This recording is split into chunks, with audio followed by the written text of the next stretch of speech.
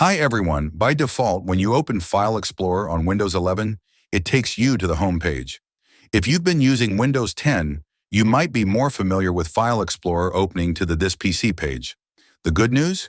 You can easily set it up to always open This PC instead. Let's get started. First, open File Explorer on your Windows 11 PC. Once it's open, look at the top right corner of the window, and you'll notice three dots. Click on these dots to bring up a menu, then select Options.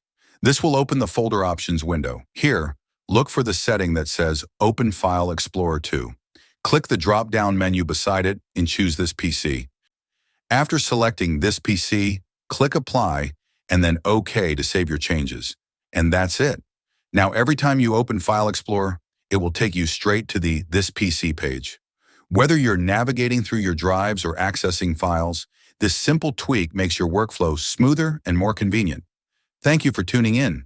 If you found this guide helpful, be sure to like, share, and subscribe for more quick and easy tech tips. See you next time.